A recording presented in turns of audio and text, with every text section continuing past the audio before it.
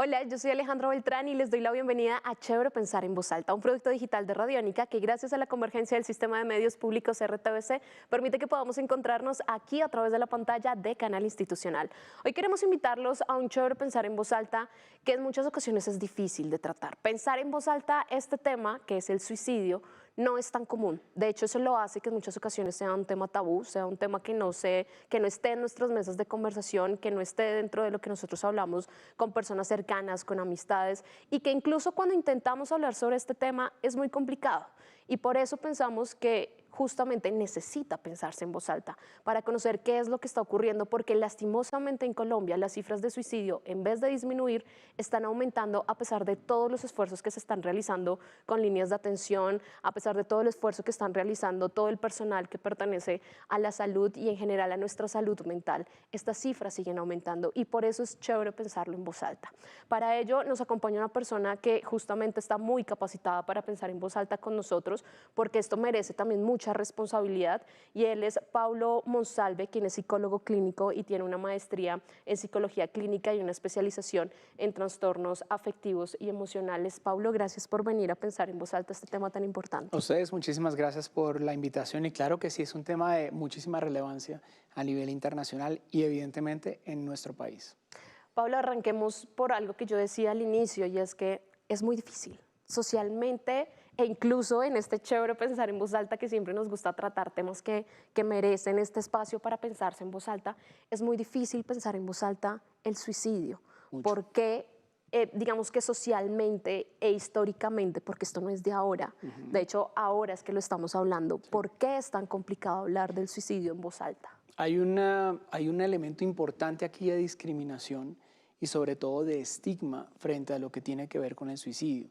Entonces, cuando ocurre un suicidio en una familia, usualmente la familia miente al exterior y les dice que la razón por la cual el familiar ha fallecido es por cualquier otra razón, menos por suicidio. Y al interior de la casa no hablan del tema, entonces simplemente dicen, no, el accidente o lo que ocurrió o ese tipo de cosas. La razón, hay varias razones. Uno, porque nosotros dentro de la parte cultural tenemos muy entronizada la idea de que mi familia es perfecta.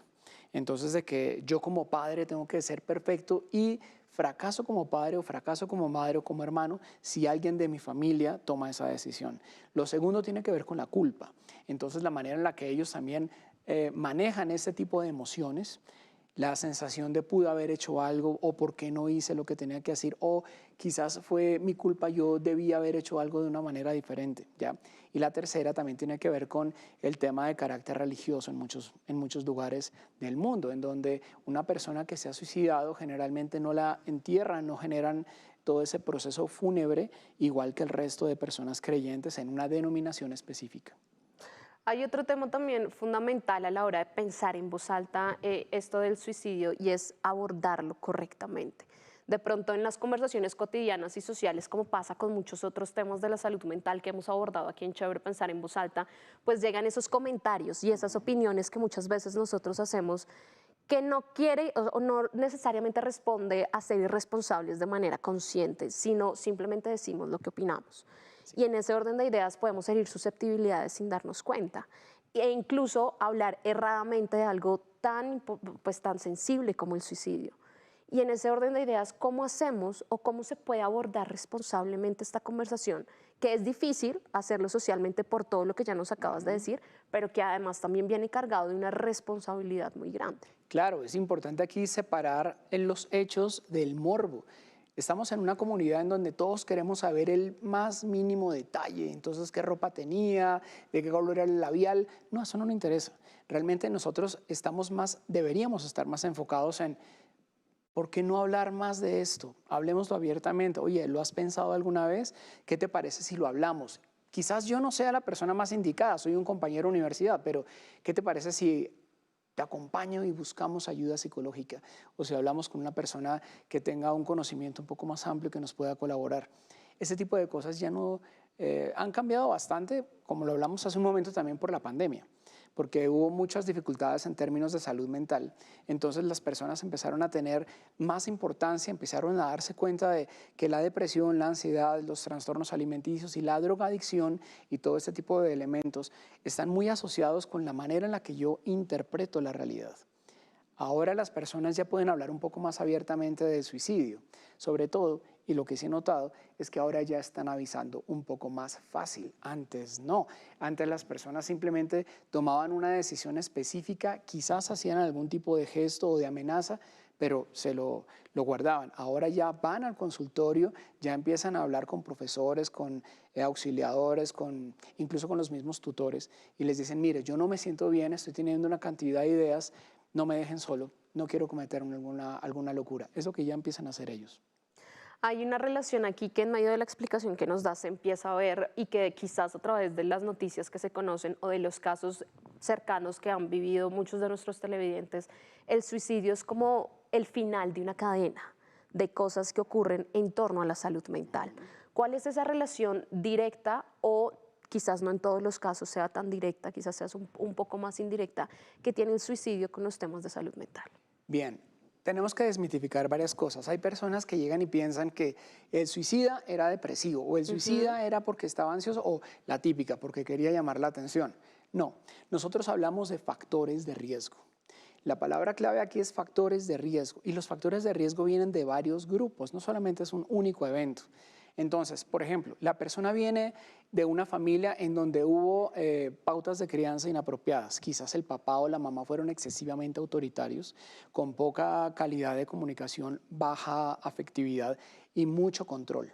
Uno. Dos, estamos notando, de acuerdo con las estadísticas, que aquí en Colombia, a diferencia de Latinoamérica, los hombres tienen una mayor prevalencia en suicidios consumados, ¿ya?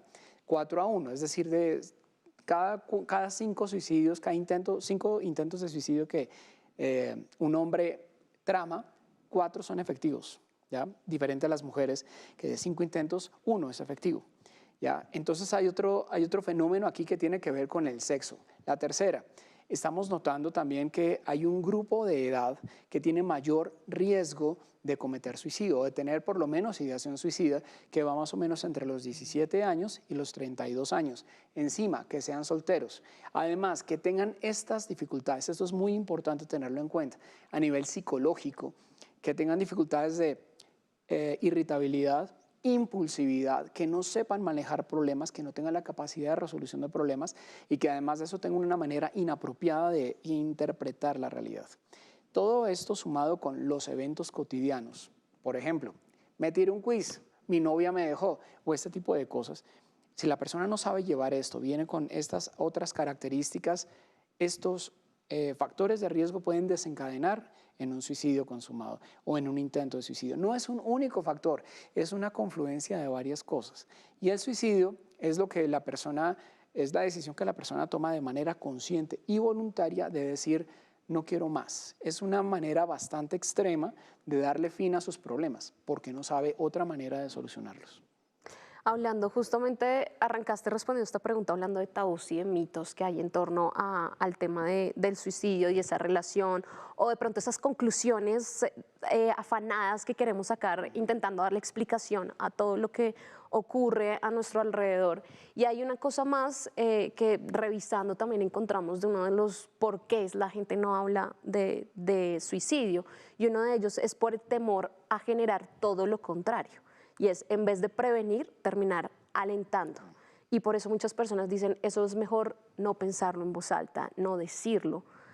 Y no justamente quien tenga intención de hacerlo, sino de pronto otra persona, entablar esa conversación que nos decías ahorita, como amigo, como amiga, como familiar, de alguna vez lo has pensado, alguna vez se ha pasado por la cabeza, dicen, de pronto al decirlo, lo estoy alentando. Como de pronto no darle aprobación a este mito, sino decir, en serio, esto es importante pensarlo en voz alta, nunca lo vas a alentar, como de pronto en esa conversación no generar ese efecto contrario. Claro. Cuando nosotros hablamos de suicidio, de acuerdo con la política de la Organización Mundial de la Salud, cada vez que nosotros hablamos de suicidio estamos previniendo un suicidio. Y es muy importante tenerlo en cuenta. Sí, debemos hablar de suicidio. La idea es cómo hablarlo. En instituciones, colegios, universidades, en diferentes agrupaciones donde tenemos chicos, lo que tenemos que hacer para hablar de prevención de suicidio implica varios elementos importantes. Uno, que ellos aprendan herramientas, habilidades para la vida, lo que hablamos hace un momento, que tengan la capacidad de controlar sus impulsos, que tengan la capacidad de afrontar dificultades, manejar emociones, que es tan importante, ¿ya? Otro elemento clave aquí es proyecto de vida, que ellos empiecen a ver que sí, todos vamos a tener problemas, todos vamos a tener calamidades, dificultades, son cosas cotidianas, pero esas dificultades no implican el fin. Proyecto de vida es llegar y decirle a nuestros chicos, si vas a tener dificultades, pero allá está tu sueño. Enfréntate y vas a lograrlo y no estás solo. Y claro, la tercera tiene que ver con el acompañamiento, no solamente institucional, sino también de la familia. El acompañamiento de las personas que estén cerca a nuestros chicos para que ellos cuando tengan alguna dificultad sepan a dónde llegar y preguntar, a dónde pedir ayuda. Realmente la prevención se basa en esos tres grandes grupos. Y de la prevención también vamos a hablar más adelante porque sin duda es algo que ya con tu respuesta también podemos decir se puede prevenir. Y creo que es muy importante dentro de esta conversación. Y dentro de otra de las respuestas que nos dabas también nos decía que es más común, muestran las cifras, que el suicidio se presente más en hombres que mujeres o que se lleve a finalidad, de pronto los intentos se lleven a finalidad más en hombres que mujeres. ¿Esto tiene alguna respuesta de pronto académica que nos permita entender por qué se da más en hombres que en mujeres? Efectivamente, hay una teoría grande y hay unas teorías emergentes. La teoría grande tiene más que ver con la parte social. Entonces, esta teoría dice que los hombres cuando expresamos las emociones generalmente somos castigados. Es decir, un hombre que llore, un hombre que exprese una emoción diferente, entonces inmediatamente las personas le caen y le dicen ¿por qué haces eso? O frases como es que tú eres muy débil, esa es la teoría grande. Pero hay otra teoría importante que es el asunto biológico, que implica que los hombres, nosotros tenemos diferencias cerebrales con las mujeres y una de ellas es que tenemos una estructura bien interesante que se llama la amígdala cerebral, que es la que maneja las emociones. En las mujeres es un poco más grande, en los hombres es un poco más pequeña. Las mujeres cuando tienen una dificultad buscan ayuda de forma inmediata. Nosotros, los hombres, en términos generales, generalmente nos aislamos. Y aquí viene la confluencia de las dos teorías. Yo me aíslo cuando tengo un problema, me quedo callado, me quedo serio, me preguntan cómo estás, yo bien, tranquilo, ¿ok? Pero llega un momento en el que yo quiero abrir la puerta y quiero hablar. La idea es enseñarle a los hombres también a que ellos hablen, no necesariamente que lloren, porque hay muchas maneras de expresar la tristeza, hay muchas maneras de expresar la ira, claro que sí, no necesariamente que lloren, pero sí validar la emoción que los hombres también tienen en ese momento. Y esto creo que es algo muy importante de cara a una crianza y a una cultura que particularmente se tiene, yo no diría solo en Colombia, sino en el mundo, y es quizás esa imposibilidad o ese rechazo social que tienen las mujeres en algún momento, los hombres, perdón, en algún momento en donde dicen, es que no está bien llorar, es que los hombres no podemos llorar, es que los hombres no podemos sentirnos tristes, es que los hombres tenemos que ser fuertes y tenemos que llevar a cabo muchas cosas que nos permite expresar. Entonces podríamos decir que una de las cosas que además explica esto es justamente esa imposibilidad y ese llamado a que los hombres también pueden expresar sus emociones. Pero también recordar, y es sumamente importante para todos los caballeros que nos están mirando en este programa, es importante saber expresar la emoción. Las emociones no son buenas ni malas, son adaptativas. Cuando uno está triste, está queriendo decirle a la humanidad entera, oigan, estoy mal, ayúdenme. Cuando yo tengo rabia por alguna situación, estoy queriendo decirle a la humanidad, oigan, están pasando por encima mío, pilas con esto. Cuando yo estoy contento, estoy diciéndole al resto de la humanidad, compartan conmigo la alegría. La idea es aprender a manejar, primero, identificar qué emociones, segundo, a regularla y tercero, a expresarla de una manera apropiada, no necesariamente llorando, no solo llorando, hay otras maneras. Voy a colocar un ejemplo. Grandes cantantes han hecho éxitos impresionantes y siendo hombres además, ¿ya? No volviéndose un charco de lágrimas, sino que enfocaron toda esa tristeza, la enfocaron en algo creativo. Así que no es la única manera de llorar. Hay muchas maneras en las que tú lo puedes hacer. Caballero, si tú nos estás viendo por televisión en este momento importante, toma nota. Escribir, la parte artística, pintar, cantar, hacer ejercicio. Cuando uno está triste o cuando uno está de mal genio, hacer ejercicio es una cosa genial. Expresa la emoción. Y una vez que uno ya tiene la cabeza fría de las emociones, ahí sí es bueno tomar decisiones, pero nunca se toman decisiones con emociones muy altas, con ninguna. Y es un gran consejo, pero me lleva a otra pregunta y son las señales de alarma. Es decir, muchas veces relacionamos o creemos que una persona, que ocurre, por supuesto, digamos que cuenta a otras sus intenciones de suicidio. Y le cuenta y le dice, quiero terminar con mi vida, quiero hacerlo, ya no puedo más, no me siento bien. Y lo dice. Otras personas no lo dicen, otras personas lo expresan de forma diferente. Y eso en muchas ocasiones dificulta a ese entorno familiar o de amigos poder identificar ese momento en el que pudieron haber actuado y no lo hicieron. Entonces, ¿cuáles son esas señales de alarma que de pronto alguien que nos esté viendo, que sepa que tiene una persona que de pronto tiene algún tipo de problema con su salud mental, que está enfrentando una situación difícil, que pueda decir, ok, si hay señales de alarma, que no es propiamente sentarse conmigo y decírmelo de frente? Sí, no todas las personas lo van a comentar, pero antes de eso hay un mito que está muy arraigado en la sociedad, dice, el que lo dice no lo hace. No es cierto. En este caso, el que lo dice lo hace. En este caso es mejor escuchar. Hay otro mito que es el que no lo dice es porque lo va a hacer. También, ojo con esto, ni lo uno ni lo otro, ni todo lo contrario. Hay que ponerle mucha atención a las siguientes señales. Hay muchas señales que son indirectas. Señales indirectas, por ejemplo, bajón en la parte académica. Un chico que iba muy bien y de un momento a otro, ¡pum! Además de eso, aislamiento, quejas físicas. Ahora me duele todo el cuerpo, todo el tiempo me siento como mal, como que ya. Por si fuera poco, consumo de sustancias. Si esta persona tiene un consumo de sustancias y viene con una ideación, tiene mayor probabilidad de que ocurra un desastre, de que lleve a cabo el suicidio, porque la sustancia va a desinhibir todo este tipo de ideación, ¿ya? Otra cosa importante, cuando empiezan a despedirse. Bueno, que estén muy bien, muchas gracias, todos despidiéndose, hey, nos vemos en diciembre. Yo, bueno, yo si no nos vuelve a ver, ¿cómo así que no nos vuelve a ver? Venga para acá, hablemos. Algo también clave ahí es cuando empiezan a regalar cosas. No, es que mire, parce, llave, yo tengo esta cadena que me dio mi abuelo, mi tatarabuelo, quiero que usted la tenga. Un momentico, ¿por qué me la quiere dar? Porque a mí, ese no es el contexto. Y claro, tengan mucho cuidado también con las redes sociales. Alguien dirá, ¿qué tiene que ver las redes sociales con todo esto? Si yo observo que alguien a quien yo tengo en redes sociales, por ejemplo en Facebook, Instagram, lo que fuera, y empiezo a notar que colocan de forma reiterada, regularmente, frases como de muerte, destrucción, suicidio, la vida no vale nada, no se queden dándole likes, por favor. Mándenle un mensaje interno y dígale, oye, ¿estás bien? Tú no eres invisible. No eres invisible, yo te veo. ¿Estás bien? Pero solamente darle un like a esta frase es decirle, sí, muy lindo lo que tú piensas, sin querer queriendo lo estoy despersonalizando. Digo, bonito lo que tú dices, pero no me importas tú. No, hagámoslo al revés. Escribamos de un interno, oye, ¿qué tienes? ¿Quieres hablar? Podemos consultar con alguna otra persona. Estas son algunas de las señales que podemos encontrar en personas que tienen una intención suicida. Pablo, entonces están los que de pronto no lo dicen propiamente y estas señales sin duda son alarmas que no hay que apagar tan rápido.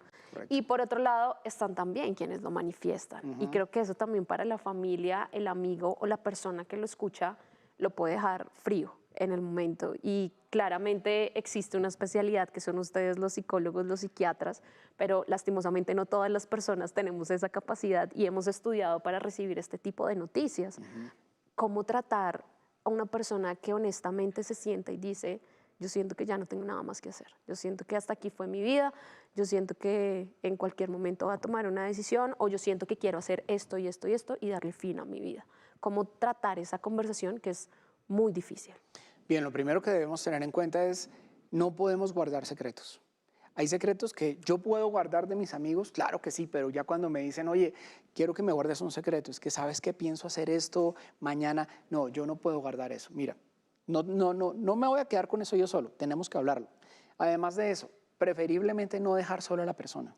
Entonces tendré que llamar a la familia y decirle, miren, su hijo, su hermano, su novio, su pareja tiene estas dificultades, yo sugiero que vengan por él, que lo recojan, yo voy a estar pendiente. Una vez que la persona o que la familia llegue, que por favor lo acompañen también, no lo dejen solo, que lo acompañen a buscar ayuda de manera inmediata.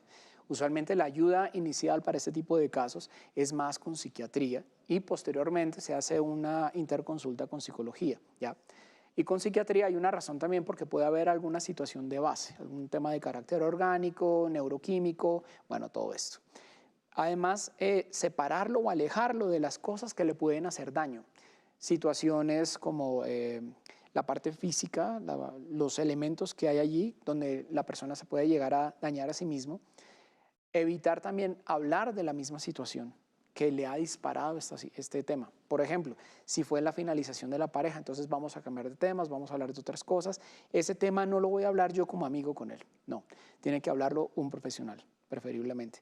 Y claro, dependiendo de lo que los profesionales en salud dictaminen, esta persona puede llegar a tener ahora un tratamiento psiquiátrico y psicológico y un acompañamiento familiar. Familias que nos están viendo, esto es sumamente importante. Hay que pararle bolas a estas señales de nuestros hijos y de las personas con las que vivimos, porque no sabemos qué pasa por la cabeza de nuestros hijos. Por más que los amemos, no tenemos idea qué están pensando, pero sí podemos observar cambios en el estado de ánimo, cambios en las conductas y ese tipo de frases que pueden decir, no, es que es mejor morirse, es que yo me quiero morir. Es mejor pecar por exceso y buscar ayuda que por defecto y no hacer nada. A lo largo de este Chévere Pensar en Voz Alta hemos hablado de diferentes cosas que nos llevan a la prevención, pero me gustaría encerrarlo en una sola pregunta porque justamente es algo tan importante que siento que no puede quedar disperso en toda la charla. ¿Cómo podemos trabajar la prevención del suicidio? Bien, desde la familia, de nuevo, lo primero, enseñarle habilidades a nuestros hijos, habilidades de solución de problemas. Todos tenemos dificultades, pero no te quedes ahí, tú puedes salir adelante. Segundo, habilidades para manejar las emociones. Si tienes rabia, tienes tristeza, tienes alegría, ven, te enseño cómo expresarlas, ¿ya? La tercera tiene que ver con la impulsividad.